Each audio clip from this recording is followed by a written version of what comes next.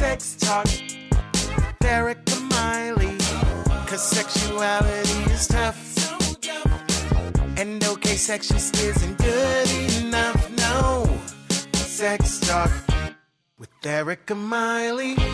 Hey folks, welcome to Sex Talk with Erika Miley. Erika Miley here. I'm so glad. Nerding out a little bit, just nerding out. I'm so excited, y'all, to bring Dr. Joe Court to you, sex and relationship therapist. I have been in trainings with Dr. Joe Court. I cannot wait to start talking with you, Joe. Welcome to the show. Oh, thank you for such a great introduction. I'm glad to be here.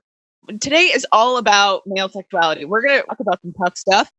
All you male identified folks out there, get ready. Strap in. Strap in. So what would you say is the biggest myth around male sexuality? Well, the first thing I always say is that we only talk about male sexuality when men are in trouble. So they have to be perpetrators, they have to be sex offenders, they have to be sexually abused, or they have to be experiencing what the culture calls sexual addiction, but what I call out of control sexual behaviors, where they're in some kind of a situation where they get caught by a partner and or the law or something, and then everybody's happy to talk to him about his sexuality, but when it's about sexual pleasure, people stop. Whew! Oh my gosh, you just opened the biggest box, and I'm just so glad that you were saying this. Having done sex offender treatment myself, you are absolutely completely right. We do not talk to men about sex, and they have so many even beliefs around their own sexuality. I mean, I know you work with clients and you do lots of speaking and trainings. Like, what do you see with many of your male identified clients as far as some of the biggest myths they believe about themselves? Well, there's so much stigma too, so I always say this, that when men have one non-heterosexual thought, they're stigmatized.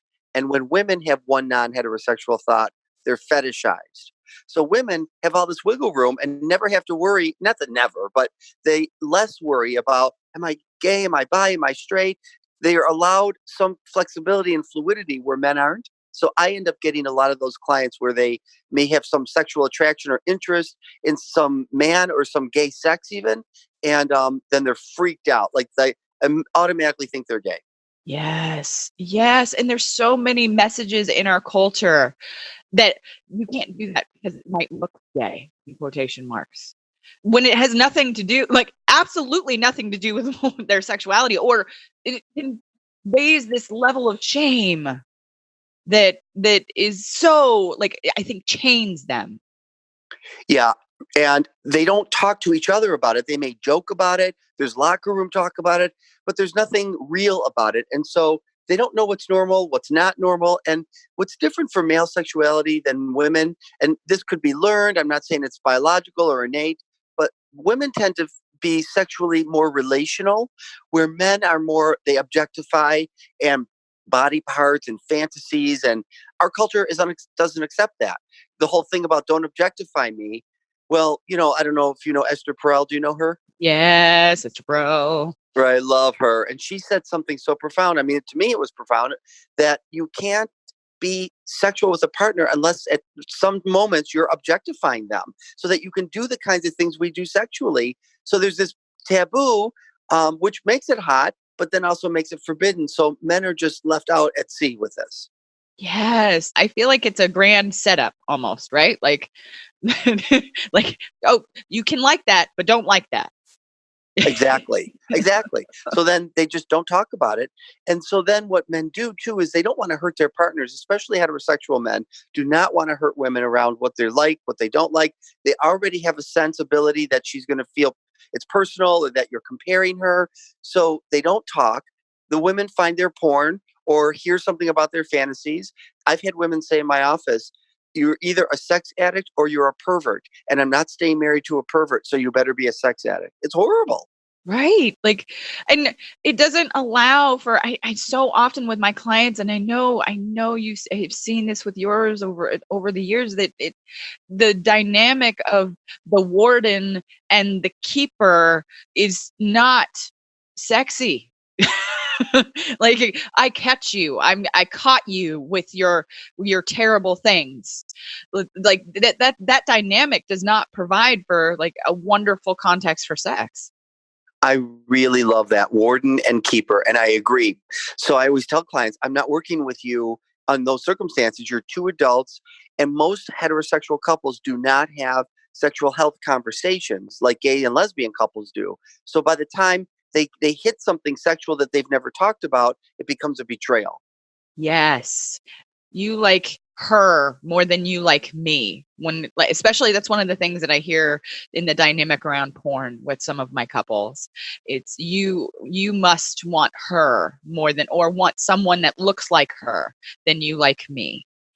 And it's such an adversarial dynamic. I had this couple, I call them the tiny waist couple. He was very attracted to her when they first met because he was attracted to women with very tiny waists, and she had a very tiny waist. And so they had lots of sex, they fall in love, and they got married. And then over 40 years, her waist expanded, children, menopause, whatever happened. He loved her. They continued having good sex. He enjoyed her body. She enjoyed his. Everything was fine until she found his porn. And in his porn were what? Women with tiny waists. So now she's one of those women that said, you're either a sex addict or you're a pervert. And they came to my office and she's crying uncontrollably on my couch. And she's saying, what does all of this say about me? And I say to her in the best, kindest, therapeutic way, repeatedly, nothing. It's apples and oranges. Yes, it says nothing. I feel like something has happened in our culture generally that it's like the combination of the lack of any education around pleasure, around our bodies, and then how women's bodies are treated in the media and the expectation. Like these two things have come together like in a storm. And it comes in the relationship dynamic, and it's all fear. It's not one or the other. It's all fear. It's all fear and, like you said, comparison. And it's not that men don't do that too. So women will tend to, say, why don't you just want me? And her relational language is about her, where boys are taught not to be relational, to even eliminate their relational vocabulary. So then where he languages his attachment is through sex and through his penis. So I've had guys be jealous of their wives' vibrators and say to her, literally, my dick is available to you 24/7. I could have food poisoning and my dick is available to you during the entire time. You throw out that vibrator. I had one guy in the 90s before we had cell phones to take pictures. He measured the amount of inches her vibrator was from the wall to see if she would use it. And then the next time he looked at it, he said, it was 6 inches from the wall and it was facing west. Today, it's 7 inches from the wall and it's facing north. I know you used it. And then their fight began. So he feels like he's replaced through sex and through his penis, and she feels replaced as a person. Oh, again, the same dynamic, the warden and the keeper. Or it's like the parent dynamic, wagging the finger, like you're bad, you're wrong, feel shame. That's not conducive to a sexual dynamic. I mean, we all talk about Dr. Emily Nagoski's book, Come As You Are, right? Like the context matters, especially for female-bodied people. And these dynamics don't need that. So when you think about the men out there who are listening, who are just like thinking about maybe going to counseling, or they're thinking about like, oh, this isn't working, or I've been hiding this for so long, what's one of the first steps they should take towards help? First of all, I caution people, don't wait until you're in some emergency crisis situation. You know what I mean? That's so many of our clients do that, I know, and we do it too, I'm sure. But the idea is that they need to go to somebody who's sexually trained and really know that that therapist has some sexuality training. They don't have to be a sex therapist, but you and I both know that many therapists do not have that training. And so then they can't really help. They think they can help their clients, but they really can't, because they lead their clients to what they think is healthy for them, not what's healthy for their clients. So I always tell clients, please ask their backgrounds. What specific sexuality training have they had? Yes. And I want this out there. It's by no fault of the therapists out there. Like, there's not enough education for any of us. And so we all come to these situations with our own sexual stuff. So it makes sense. It's okay to ask questions of your therapist to see if they're the best fit for you. And if they're not, it's okay to move on. I agree. And it is no fault. I was one of those therapists, even as a sex addiction therapist. I always like to tell people this. There's no sex therapy training, zero in sex addiction training. So you're treating people through a trauma lens, thinking that they have trauma, and some do and some don't. You're treating through an addiction lens, but you don't know anything about sex. So it's, in my opinion, sex addiction treatment is very harmful and abusive to people because it lacks that training. It comes from that lens of like, there is something wrong with what you like, or there is something wrong with how often you like to do it. Right. Exactly. As if there's some amount, right? So if someone says you're having too much sex, who decided that? The partner, the doctor, the therapist? The person has to decide that for themselves. Absolutely. Absolutely. Quick break from the action, folks. Action. I just want to tell you about my Patreon. Every week, I bring you guests and seriously, lots of sex nerdery. Help me keep doing that by becoming a supporter. What do you get in return? Cool perks. For real. I am going to be doing shout outs, stickers, a bunch of stuff. So check it out at erikamiley.com/Patreon. That's erikamiley.com/Patreon. I hope to see you and see more of you by becoming a Patreon. Thanks, guys. When you work with couples, like, where do you often begin with them? Like, teaching them about sex? Like, what could someone expect if they walked into your office, like where they're going to start? I always tell couples that there are two conversations that are going to happen in our relationship conversation around communication and the relational pieces, and then the sexuality conversation. And that just because the relationship gets better doesn't mean sex automatically gets better. And just because sex gets better doesn't mean the relationship automatically gets better. That both have to be independently addressed. And then we go from there. Oh, the whole system. Oh, what do you mean? Joe, like, we're a whole system? We're a whole human? Exactly. And you know, so many couples have shame. I mean, individuals do, but then couples do because they're comparing to something they don't even know, because couples don't talk about their sex lives, right? So they think, well, we should, how many times should we be having it? How should we be having it? What should we? And I always say to couples, the longer I've been in this field almost 35 years, you decide. It's custom made. Every person, every couple has their own erotic thumbprint. Yes, absolutely. Talk a little bit about, what does the erotic thumbprint mean? So erotic imprint would mean that you have your own sexual desires and tastes and romantic desires and tastes and preferences and behaviors you enjoy. And so I would say that we have a sexual orientation to whom we're attracted, male, female, both, neither, multiple genders. And then we have an erotic orientation to what we get off on, what we fantasize. So one time I had a lesbian client who was an activist, middle-aged feminist, whose primary fantasy was imagining herself being gang raped violently by a train of straight men.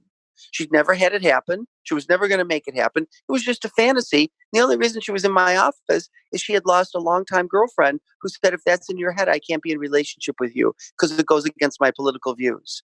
That's what our fantasies do. They go against, that's what makes them hot and fun and desirable, is they cross lines. And I'm not talking about sex offending lines. I'm talking about it's playing with things that have happened to you throughout your life that have become eroticized. Yes, it's playing with power. It's playing with the roles that we keep.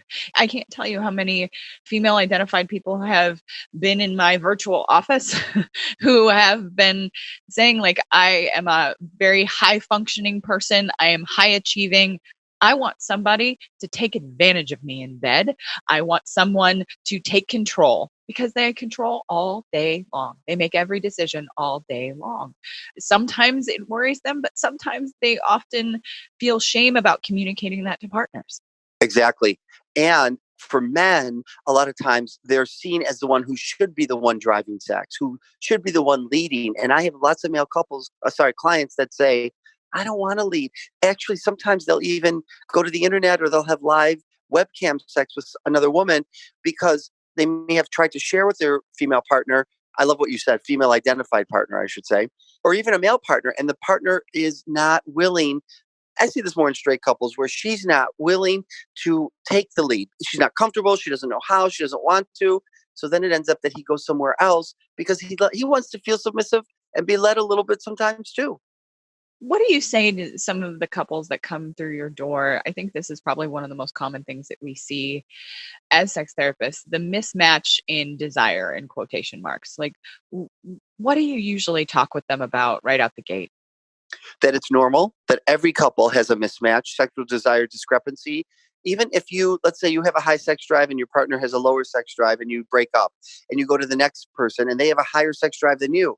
Now you're the low sex drive and they're the high sex drive. So it really is negotiating and what I call erotic differentiation.